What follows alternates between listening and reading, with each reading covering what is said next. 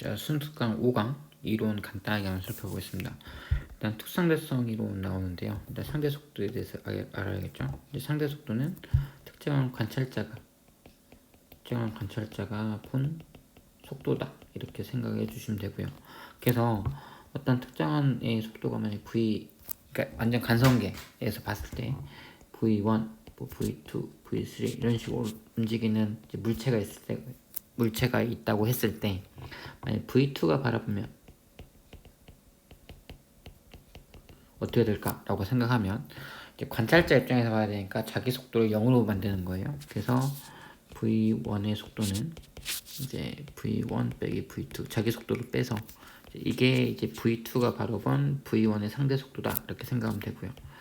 V3의 상대 속도도 V3 빼기 V2 이렇게 하면은 V2가 바로 본 V1과 V3의 상대 속도다 이런 식으로 생각할 수 있습니다.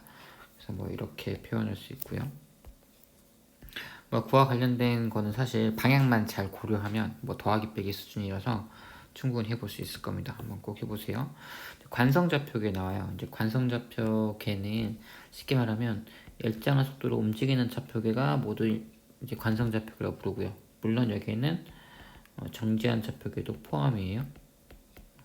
왜냐면 정지한 것도 어떻게 보면 등속도, 속도가 0인 일정한 그런 그 관계니까 결국 이렇게 말할 수 있을 겁니다.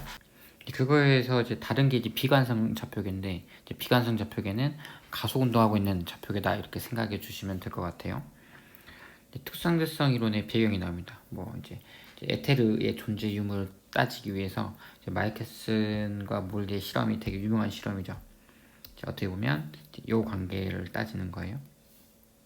그래서 지구가 자전을 하니까 에테르의 흐름이 존재할 거고, 이 에테르의 흐름 때문에 결국에 빛의 속도가 차이가 날 거다라고 생각한 거죠. 제일 처음에. 그러니까 시작은 이거예요. 빛은 파동이고, 이 파동이라는 놈은 항상 매질을 따라 움직이기 때문에 이 매질이 에테르다 이렇게 생각을 한 거예요.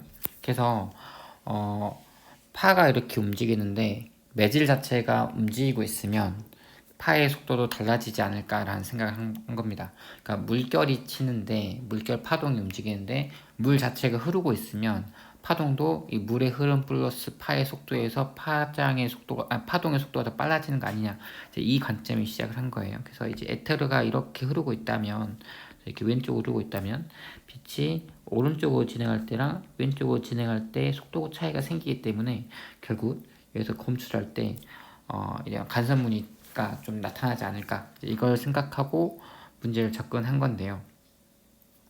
그러니까 이런 거죠. 하나는 이렇게 가서 이렇게 오고, 하나는 이렇게 가서 올라갔다 내려오고요. 그래서 올라갔다 내려오는 거랑 좌우로 왔다 갔다 한 거랑 경로 크기는 같지만 이 에테르의 흐름 차이 때문에 결국 광경로차, 그러니까 그런 파장의 차이가, 위상차가 발생해서 이제 우리가 생각하는, 그러니까 예상한 간섭무늬가 나와야 되는데 그거와는 다른 간섭무늬가 나와서 그러면 매질이 없는 게 아닌가, 이제 이런 생각을. 그래서 실험을 실패했는데 가설을 입증 못하고 오히려 가설을 반증하는 효과가 나타나는데, 그 덕분에 오히려 되게 유명해진 그런 실험이라고 생각할 수 있습니다. 그래서 결국 이 덕분에 빛은 유일하게 매질이 없는 파동이다 이런 이제 결과를 얻게 되고요. 이 실험 덕분에 이제 특상대성 이론의 두 가지 가정 중 이제 이런 생각을 하게 되죠. 어디 있나요? 2번 광속 불변 원리. 그래서 빛의 속도는 모든 관성계에서, 다시 말하면 움직이는 애나 움직이지 않는 애나, 그러니까 등속 운동하는 애라면 누가 어떻게 보더라도 빛의 속도는 C로 일정하다입니다. 그래서 이걸 다른 말로 하면 이런 말도 돼요. 빛의 상대 속도가 일정하다, 같다, C로 같다 이렇게 생각할 수도 있어요. 물론 관성계 내에서요. 관성계 내에서. 그래서 빛을 이렇게 쏘는데 가만히 서서 빛의 속도를 재든, 이렇게 또 얘가 도망가든 빛이 도망가면서 빛이 나오든 아니면 내가 쫓아가든 언제 어디서든 관찰해보면 빛의 속도는 C다. 이게 가장 대표적이고요. 사실 상대성 원리는 그동안 되게 중요한데, 다시 말하면 특수상대성 이론의 두 가지 가정으로서 굉장히 중요한데, 그동안에 2번을 물어보는 질문은 항상 나왔거든요. 기억니은들에서 얘가 느끼는 빛의 속도는 얼마냐 뭐 이런 식으로 항상 물어봤는데 1번을 물어보는 경우는 거의 없었어요. 근데 올해 수능 습격에 나왔습니다. 근데 이게 여기 이 문제 이 단원에서 나오지 않고 앞에서 나와버렸어요. 이미 2강에서 2강이 이제 그 운동량 문제인데 거기서 3점짜리 4번 문제가 이 문제입니다. 제가 한번 그거 풀 때도 한번 강조를 했는데 굉장히 새로운 유형이거든요. 그래서 꼭 한번 확인해 주길 바랍니다. 여기 있는 내용이 좀 그렇게 어렵지 않을 것 같아서 넘어가고요. 이거는 이제 빛의 속도가 누가 봐도 일정한 거를 보여주기 위한 이제 실제 그 아인슈타인이 했던 실험인데 이제 거울을 눈으로 이렇게 보고 있는데 이 사람이 앞으로 달려가면서 거울을 보면 거울에 비친 내가 어떻게 보일까 언제 보일까 뭐 이런 내용이에요. 근데 뭐 이거는 일단 수업 시간에 많이 했을 거니까 지금 넘어가겠습니다.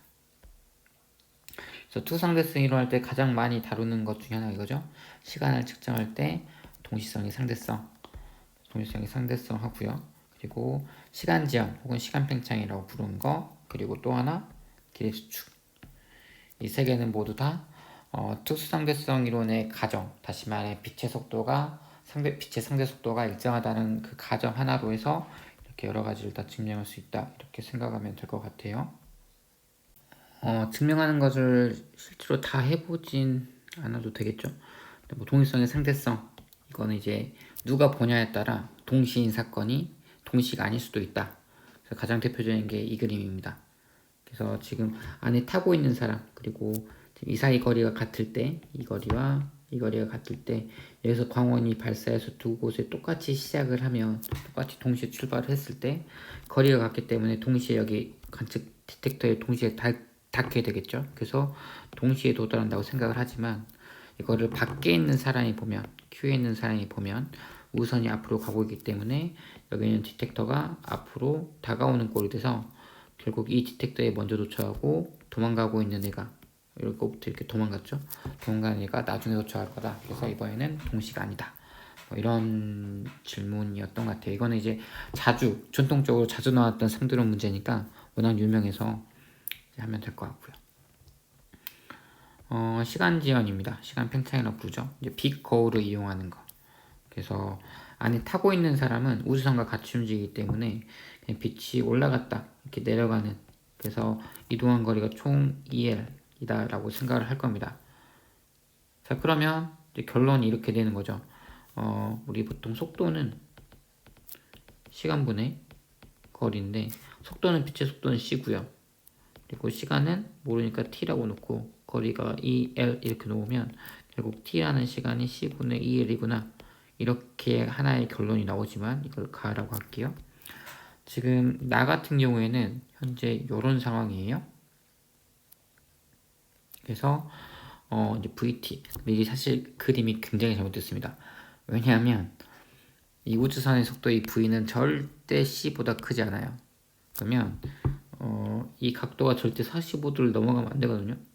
45도보다 무조건 커야 돼요. 왜냐하면 우주선의 속도가 빛의 속도가 작기 때문에 사실은 이런 식으로 움직여야 돼요. 45보다 더 크게. 빛의 속도로 움직여야만 이게 45도인데 나머지 45보다 더 커야 돼요. 아마 그렇게 하면 우주선이 겹치니까 이제 그림을 그리는데 한계가 있어서 이렇게 그린 것 같은데, 사실 이거는 그런 거 언급을 안 해놔서 사실 좀 오류긴 하지만 일단 넘어갈게요. 그래서 얘 같은 경우에는 빛이 이렇게 이동했고요. 또 이것도 우리는 t라는 시간이라고 부르지 않고요. 왜냐하면 여기서 일정한 건 c밖에 없어요. 시간도 의심하자는 거예요. 그래서 우리는 어떻게 생각할 거냐면 지금 여기서부터 여기까지 움직인 게 총 t 나라는 시간이다 라고 생각을 하고 문제를 접근하는 거죠. 그래서 이렇게 합니다. t 나분의 이제 거리가 빛의 속도 c가 되는 거고요. 빛의 속도 c가 되는 거고, 그럼 이 거리를 구하기 위해서 피타고라스 이거 생각해서 이 거리를 측정을 합니다. 그래서 하다 보면은 이게 차이가 발생하고요. 그 차이가 얼만큼 발생하냐면 요만큼 발생해요. 이것분의 1. 그래서 우리는 1 빼기 v제곱분의 c제곱분의 1 이거를 감마라고 불러요. v에 대한 함수죠. v에 따라 값이 달라지니까. 그래서 v가 크면 클수록 이 값도 점점 커진다. 그래서 이 v가 c에 가까우면 이게 무한대에 가까워지는 효과가 발생합니다. 그래서 시간 팽창이 무한대로 길어지고요. 길이는 그만큼 줄어들고요. 뭐 이런 관계가 있다. 그래서 이 감마값은 실제로 특수상대성 이론을 정량적으로 풀 때 자주 등장해요. 예를 들면 E는 MC의 제곱인 것을 증명하는 것도 이 감마값을 가지고 합니다. 그래서 다음에 이제 영상으로 E는 MC 제곱 되는 거, 이걸 보통 이제 정지 에너지라고 부르는데요. 이 정지 에너지를 증명하는 것도 그냥 적분만 하면 되거든요. 약간 복잡한 적분인데 치한 적분과 부분 적분이 좀 섞여 있는 그것만 하면 되는 거라서 나중에 기회가 되면 이것도 찍어서 영상으로 한번 올리도록 할게요. 뭐 이렇게 하면은 거의 다 끝난 것 같은데요. 뭐 시간 제한과 계수축에 대한 그래프, 이런 그래프를 실제 문제에서 다뤄준 적은 단 한 번도 없어요. 근데 이런 그래프를 보여주고 문제를 내면 아마 당황하겠죠. 그래서 이런 그래프도 그냥 보는 정도는 알 필요 있어요. 그러니까 이 그래프가 뭐냐면 사실은 감마값이에요. 감마값이 1 빼기 v제곱분의 c제곱분의 1이라서 v가 작을 때는 큰 변화가 없는데 v가 어느 정도 이상 커져버리면 급격한 변화를 보이는 이런 상황. 처음에는 이렇게 크기 변화가 없다가, 그래서 상대론이, 그래서 특수상대성 이론이 아인슈타인이 발표했을 때 처음에 검증도 많이 하고 이게 진짜 되는 거 맞아? 그냥 이론적으로는 되는 거 아니야? 라고 많은 사람들이 생각했던 이유도 속도가 많이 커야만 효과가 발생하는데 그러니까 우리나라가 아니라 인류의 기술로는 빛의 속도에 지금 보면 0.8보다 넘어야만 이렇게 효과가 잘 나타나는데 빛의 속도 0.8배 쉽게 할 수 있는 게 아니죠. 그래서 이제 아인슈타인은 자기 이론을 이제 증명해 보이고자 이제 많은 노력을 했다고 합니다. 뒤에 보시면 질량과 에너지 나오고요. 그래서 여기서 유명한 E는 MC 제곱 나오죠. 이거를 정지 에너지라고 부른다. 다시 말해 우리는 움직일 때만 이제 에너지를 갖고 있다라고 말하지만, 혹은 어떤 장 내에서, 이게 중력일 수도 있고요, 탄성력일 수도 있고, 이렇게 어떤 힘이 존재하는 공간 내에 있을 때 거기서 어떤 특수한, 기준점으로 특수한 위치에 있을 때 우리는 포텐셜 에너지를 갖고 있는다라고 하는데, 전혀 그런 것도 아니고 단지 질량만 갖고 있어도 얘는 에너지를 갖고 있는다. 그래서 질량이 곧 에너지다. 이제 E는 MC 제곱에 대한 이제 의미죠. 그래서 이걸 이제 증명한 건 나중에 꼭 한번 해볼게요. 그래서 질량만 에너지가 되는 게 아니고 에너지도 질량이 됩니다. 무슨 말이냐면 이런 게 있어요. 전자, 양전자랑 그냥 전자, 그러니까 전자랑 다 똑같은데 전하량만 플러스 인해가 있어요. 그래서 이걸 양전자로 부르거든요.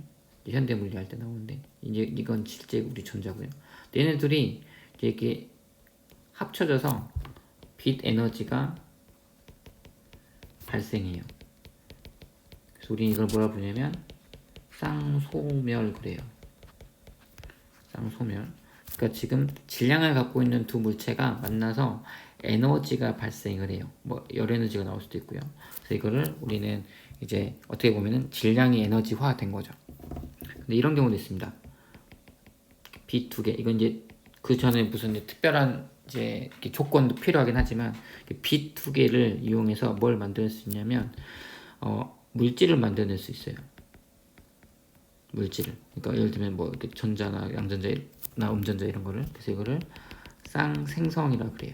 그래서 에너지를 가지고 어떤 물질을 만들어낼 수도 있다. 그래서 지금 에너지가 질량화 되기도 하지만 질량이 에너지화 되기도 한다. 이런 거. 그래서 에너지랑 질량은 동등하다. 동등한 관계에 있다. 뭐 이런 것들 설명하면 되겠네요.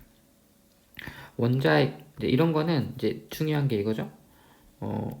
이거 위에 거를 원자량이라고 부르는데요. 원자량의 각각 좌우의 합이 같다. 그래서 여기 A 더하기 B가 C 더하기 D랑 같다. 그리고 이것도 밑에 거 W 더하기 X가 Y 더하기 Z랑 같다. 뭐 이런 관계. 그래서 그냥 단순한 산수니까요. 크게 어려움 없이 하시고요. 이 원자량의 의미. 이 원자량은 일몰에 대한 질량이다 이렇게도 말할 수 있지만 어떻게 보면은 이렇게 말할 수 있죠. 원자 하나당 갖고 있는 양성자수 더하기 중성자수를 의미하고요. 요거는 밑에 거는 양성자수를 의미한다. 그래서 두 개의 차이가 곧 중성자의 개수다. 뭐 이런 거 화학 시간에도 많이 다루니까요. 그래서 핵 분열할 때 에너지 나오고요. 핵 융합할 때도 그래서 에너지가 나오는 거죠. 두 개가 융합하면서 에너지가 발생하고 이제 물질 나오고요. 그래서 핵 분열하든 핵 융합하든 에너지가 발생한다. 에너지가 발생한다는 건 질량 결손이 생긴다. 이 정도까지 하면 내용적인 측면에서는 크게 어렵지 않게 진행할 수 있는데 이제 문제만 좀 익숙해지는 그런 연습을 좀만 더 하시면 되겠습니다. 문제로 이제 한번 또 해보죠.